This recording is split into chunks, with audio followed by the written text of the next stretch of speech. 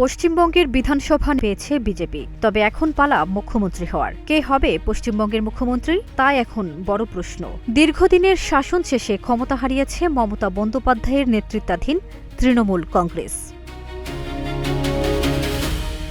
বিজেপির পক্ষ থেকে জানানো হয়েছে সরকার গঠনের প্রক্রিয়া দ্রুতই সম্পূর্ণ হবে, তবে এখনও আনুষ্ঠানিকভাবে বিজেপি কাউকে মুখ্যমন্ত্রী হিসেবে ঘোষণা করেনি।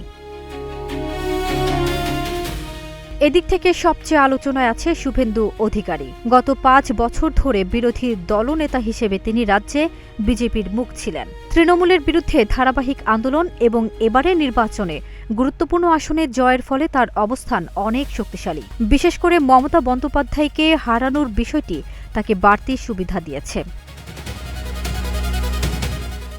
এ প্রেক্ষাপটে আলোচনায় আছেন স্বপন দাশগুপ্ত।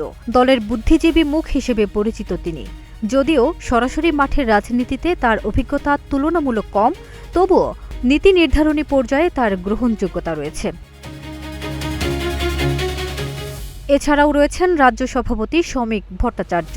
দীর্ঘদিনের সংগঠক এবং আরএসএস ঘনিষ্ঠ এই নেতাকে অনেকেই আপোষের প্রার্থী হিসেবে দেখছেন। দলের ভেতরের বিভিন্ন মত থাকলে তিনিই হতে পারেন একটি গ্রহণযোগ্য নাম। নারী নেতৃত্বের প্রশ্নটিও এবার সামনে এসেছে। সেই হিসেবে অগ্নিমিত্রা পালের নাম শোনা যাচ্ছে। তুলনামূলক নতুন হলেও তিনি দলের মধ্যে একটি আলাদা অবস্থান তৈরি করেছেন। পাশাপাশি জাতীয় রাজনীতির পরিচিত মুখ স্মৃতি ইরানিকেও ঘিরে রয়েছে জল্পনা। তিনি বাঙালি পরিচয় তুলে ধরে রাজ্যে প্রচারণা চালিয়েছেন, যা তাকে আলোচনায় রেখেছে। ফারজানা নিকিতা, নাগরিক প্রতিদিন।